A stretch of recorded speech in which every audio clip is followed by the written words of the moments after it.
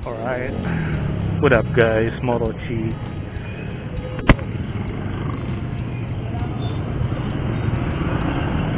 So, magpapa-change oil na tayo mga pre, dahil tayo ay tumatakbo na ng 541 Odo. Muntik pang mawala yung aking warranty booklet. Ayop, saan kasi nilalagay. Doon lang pala nakasiksik sa aking envelope kasama ng mga original na or CR at HPG and then registration. So andun lang pala siya. Sobrang nipis lang din kasi ng booklet na ito. So ang nasa isip ko is yung tawag dito, yung parang guide. Kasi ang guide nito, booklet guide, is medyo makapal-kapal ng onte. So hindi pala yun yung hinahanap ko. So yun, tayo pupunta na sa kasa para siyempre may mga itatanong din tayo, ano, para din sa mga ibang nagtatanong about sa availability ng pyesa nitong ADB 175, no?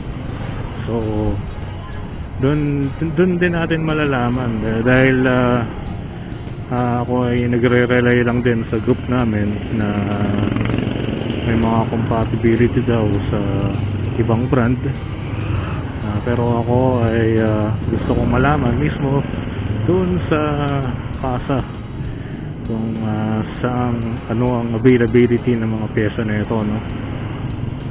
So ayun, buti medyo makulimlim pero hindi umuulan. Goods na yan. Wag lang sobrang init. Kanina umalis ako, no, hinatid ko yung asawa ko at halos walang kahangin-hangin. So let's go mga pre.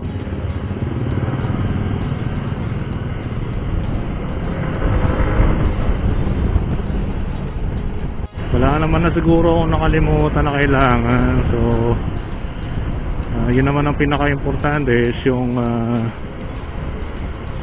warranty booklet natin. Pero syempre ito ay may warranty na 1 year, no?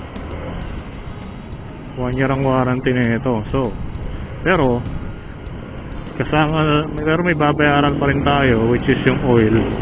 Hindi kasama sa warranty yung bibili nating oil. Ang pinaka libre lang so far is yung maintenance. So yun yung pinaka libre niya sa 1 year warranty. Pakaswabe na itong ADB 175 mga pre. Swabe gamitin.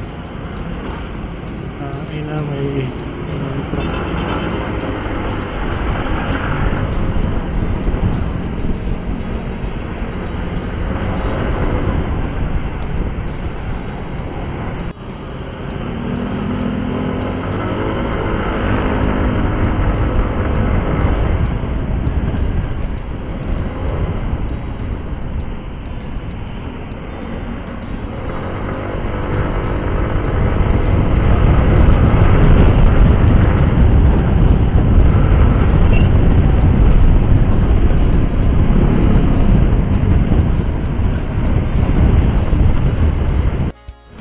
tapos papacheck nga rin pala natin, no, kung ano yung reason kung bakit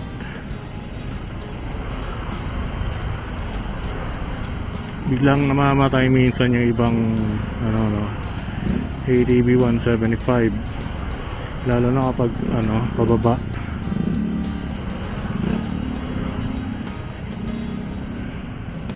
Sana tumagal yung battery natin, no?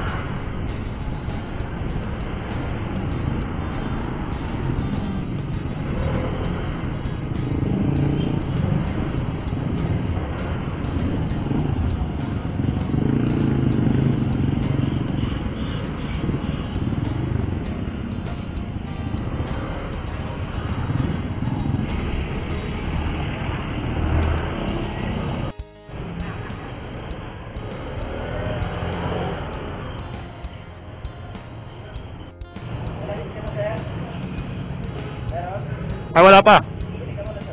Ah, anong ano? 1 liter? Ah, okay. Okay. Tama, wala pala tayong cash.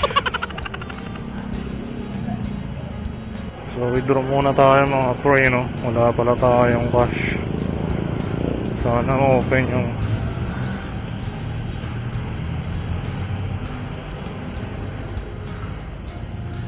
ayun, mayroon. So, ayan, withdraw na tayo. Bili na tayo yung langis mga pre. Medyo nag-upgrade ang ano ang Motorstar oh, salamin na sila. Palit na gear oil na ito, papalitan natin. May battery na pa lang ito, unang peso pa lang yung gear oil. Okay.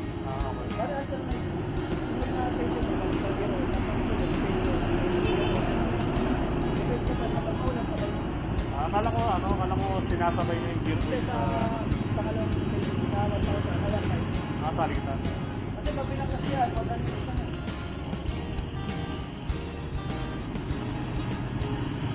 papacheck ko rin palabas yung ano. Kasi namamatay siya kapag nagda-downhill, utang namamatay. Okay, let's go. Nag-change lang tayo ng battery, no? Dahil malulubat na yung ating battery. Tayo na init. Tama na, mas okay pa dito sa ilalim ng ano, ng LRT. Tsaka init, gagi. Ang hangin. Pero dahil malaki ang ating windshield, mas less yung tumatama sa atin, no? Unlike sa mga walang windshield, salong-salo ang hangin. Okay mga pre, so nandito na tayo sa paakyat ng Tanay, no? Look at this mountain. Ganda, oh. Yan ang mga ano, yan yung mga lugar na walang bayad, pero maganda. Kasi syempre, di ba, kapag pupunta tayo sa mga gantong lugar, since bihira naman tayo makita ng mga madaming puno sa baba, dyan sa Manila, sa NCR, syempre tayo gandang-ganda sa mga gantong klaseng lugar, mga mabundok, mapuno, presko, di ba? Kaya yan ang mga binabalik-balikan ng mga riders dito sa part ng Rizal, itong Marilake. So maraming spot kasi dito na pwedeng tambayan, pwedeng kainan, di ba? At the same time, ito ay isa sa pinakamalapit na almost the same climate ng Tagaytay. Pero syempre depende pa rin sa panahon, di ba? May times na minsan dito sobrang lamig, tapos sa Tagaytay naman mainit, di ganun kalamig. So depende pa rin. May times din naman na dito pag sa baba ka naman maaraw, pero dito maulan kahit na wala namang bagyo, diba? Nakikita yung legs ko. Ayun, nag-i-stroll nakapambahay ito, kulit.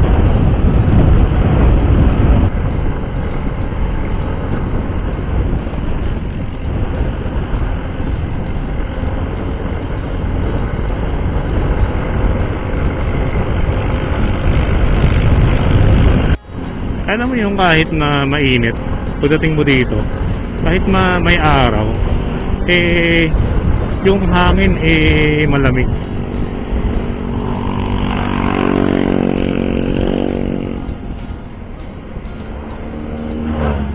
Puntahan natin tong spot na to. Ito ang isa sa mga magandang view rito eh. Yun oh.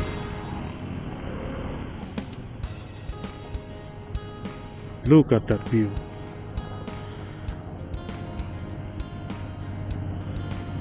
Puro bundok. Maganda dito kapag kapag sunset kasi kitang-kita mo yung ano ng araw, yung paglubog ng araw.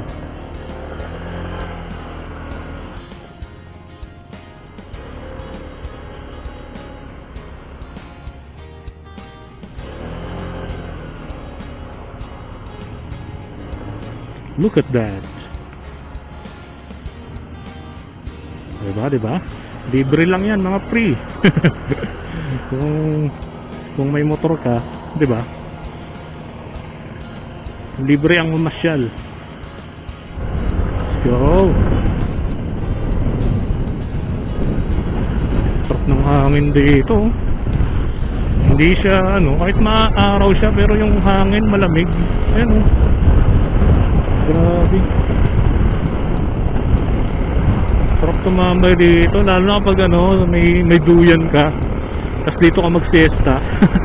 Kutya, ayos. Ano, sa ilalim ng puno. Tapos mag-siesta ka or mag-kuyakoy ka dyan. Diyan ka matulog. Diba? Sarap yan. Ganito pa naman yung may mga parang ulan na medyo parang showery na na ulan. Ano naman tawag doon? Dazzle? Dazzling?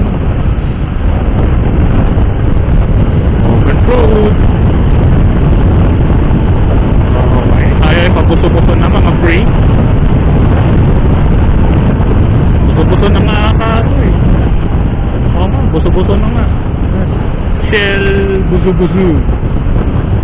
May mga kainan na pala dito. Baka matagal na may kainan talaga doon. Hindi ko lang alam. So, good thing wala tayong na-experience so far na yung pagka off nung engine natin, yung kusang namamatay. So effective yung ginawa ni Master Jess na hinigpitan niya yung coil dun sa ilalim ng kapaludo. So yun lang pala yun, no? So ayun guys, no? If ever kayo ay maka-experience ng mga ganun lang daw ang gawin, higpitan nyo lang.